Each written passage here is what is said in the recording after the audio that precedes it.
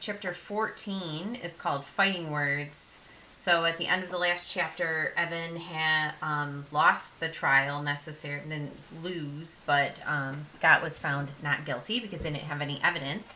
But Evan has now challenged Scott to a duel on the basketball court. Fighting words. Words that are so venomous and full of malice that they cause another person to fight back physically.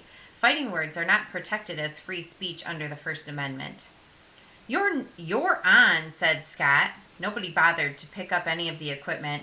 The jump ropes, the frisbees, the milk crate, the extra balls were all left right where they were. Instead, all the kids of 4-0 who hadn't gone home lined up on either side of the basketball court. Evan dribbled the ball, trying to get that feeling of looseness that helped him play his best. We'll play to 7 by ones. We'll play to 7 by ones. Straight up. King's Court. And you have to take it past the big crack to clear. Evan pointed to the wide crack in the blacktop that ran 20 feet from the basket. That was the line they used to clear the ball for half-court games. Who's the ref? Asked Scott. No refs, no fouls, said Evan. Just play. If the ball falls through the hoop, it's a point. If it doesn't, go home and cry to your mother, okay?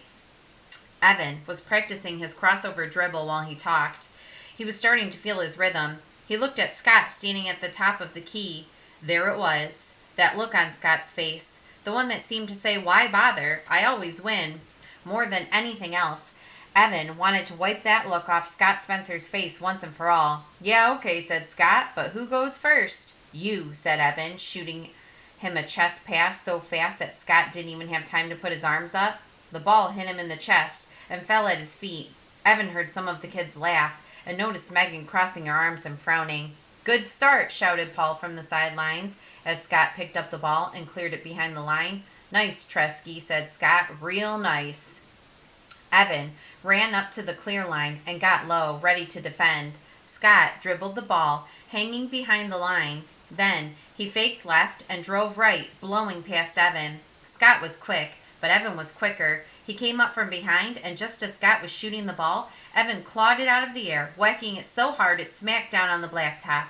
On the way, his hand smashed into Scott's face. Scott crumpled to the ground, undefended. Evan took an easy shot and scored his first point. You can't do that, said Scott. You mauled me. He sat on the blacktop, his legs sprawled, looking like he couldn't even get up. Evan rebounded and dribbled toward the clear line. He put a hand up to his ear and pretended to concentrate hard. Do you hear a whistle, Scott? I guess not, 'cause there isn't one. Man up. Scott jumped to his feet, and Ryan yelled out, Faker! 1-0, called out Adam. Evan's ball. Evan didn't even bother to juke. He just plowed right into Scott, driving him to the blacktop before charging the basket for an easy layup. Oh, man, shouted Ryan. Megan shook her head. Why even call it basketball if you're going to play like that? Evan watched as Scott started to get up slowly, but he had already cleared the ball at the line and was charging to the basket before Scott got on his feet. He made another easy layup, as pretty as a bird. 3-0, shouted Adam. Scott, said Ryan, come on, show a little backbone.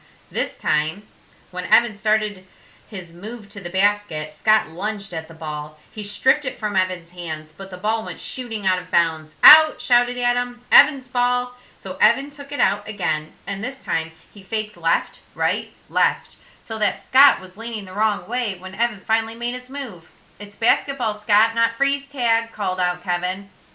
Evan slowly dribbled the ball back. Scott faced him across the line, scowling, with his hands on his hips.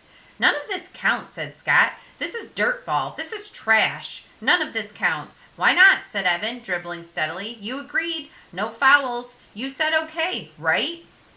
He took a step past the clear line, still dribbling the ball slowly right in front of his body. Then Evan spread his hands out wide, the ball bouncing between the two of them unprotected. Go on, take it. When Scott made his move, trying to grab the ball out of the air, Evan was ready. Faster than an eagle diving, he snatched the ball back, made a spin move around Scott, and drove for the basket. He jumped as high as he could and just barely managed to stuff the ball with both hands through the hoop. Slammed, screamed Paul, doing a dance on the sidelines. This is gross, said Megan. I'm going home. She picked up her mailbag and slung it over her shoulder. Jessie, are you coming? No, said Jessie in a small voice. She was sitting on the grass, her knees pulled up to her chest. I'll stay. Megan nodded, then walked toward the parking lot. Evan noticed her leaving, but told himself, who cares? 4-0, said Adam. Hey, Evan, wrap it up, would you? I have to go home. Evan quickly ran the score up to 6-0 with a jump shot from mid-key and a little floater right in front of the basket. All the guys on the sidelines were screaming, shut out, shut out, and Evan dribbled the ball in time to their chant.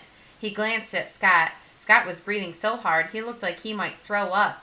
Both his knees and one of his elbows were bloody. He's right, thought Evan. This isn't basketball. It's revenge ball. You want the ball? Asked Evan. Here, you can have it. He let the ball roll off the tips of his fingers so that it dribbled over to Scott. Don't say I didn't show you mercy, said Evan as Scott picked up the ball and they swapped places. Evan, switching to defense. Go on. I'll even back off. I'll give you all the room in the world. You still can't make a basket against me. Scott dribbled the ball slowly, and Evan could see that he was trying to come up with a strategy. There was no way he could push past Evan because Evan had the weight, and there was no way he could speed past him because Evan was faster. The only way Scott Spencer was going to get the drop on Evan was by tricking him. That's all Scott had, thought Evan. That's all Scott ever had. Scott dribbled the ball slowly toward the basket. Evan moved into position, blocking the lane, but still giving Scott plenty of room. He kept his eyes locked on Scott's. Suddenly, Scott's mouth dropped open. He stopped dribbling the ball and shouted, "Oh my God, Jessie, are you okay?" Evan spun around. Where was she? Was she on the green machine? Had she fallen? She was such a klutz. She could hardly walk across the room without tripping. Evan's eyes had just caught sight of her, Jessie, sitting on the sidelines, the way she always did, her knees tucked up to her chin, watching the game intently, when he figured it out. But by then, Scott was past him, driving to the basket. Evan almost got there in time to block the shot, but almost doesn't count. Scott's shot was rushed and weak. It circled the rim, and then fell through. "I can't believe you fell for that, dog," shouted Kevin. "The oldest trick in the book," said Paul, shaking his head. 6-1, shouted Adam. "Scott's ball." Scott took the ball and shrugged as he dribbled past Evan. King's Court, right? Evan had never in his life had a feeling like this. Not when he broke his leg. Not when his father laughed. Not even when Jessie put bugs in his lemonade. This was worse. This was stronger. This felt like everything to him. So, when Scott made for the basket, Evan came at him with both hands, and it must have been the look on his face that made Scott freeze and lose half a step. That's all it took. Evan stripped the ball and headed for the top key. He could have just dribbled to the basket and made the shot, and that would have been that. The game would have been over, and he would have won. But no, he wanted to make Scott pay. He wanted to make sure that when they told the story, for days, for weeks, for years, of how Scott Spencer got crushed on the basketball court, they would talk about the final shot that Evan Tresky made. So he headed for the top of the key and planted his feet so that he could make the beautiful turnaround jumper that he'd been practicing for months. He stood there, dribbling the ball, practically shouting out to Scott, "Yeah, come and get me." And when Scott did, Evan turned and threw an elbow that caught Scott right on the side of his face. Scott went flying and landed hard on his rear end, his hands scraping along the blacktop. Evan didn't even look over to see if Scott was okay. He dribbled once, twice, 3 times, then jumped in the air, twisted his body, and let fly the ball. Everyone watched as it sailed through the air and then swooshed through the hoop. Nothing but net. The ball dropped to the blacktop and bounced. Nobody made a move for it. Nobody said anything. Scott was still sitting on the ground, the blood on his hands a bright red. Evan was standing, his arms at his sides. He felt like he'd been through a fist fight. Scott got up slowly, picked up the basketball, and then drop-kicked it as hard as he could so that it sailed over the fence and disappeared into the swamp. Then he ran. Okay, chapter 15 is next. See you guys soon. Bye.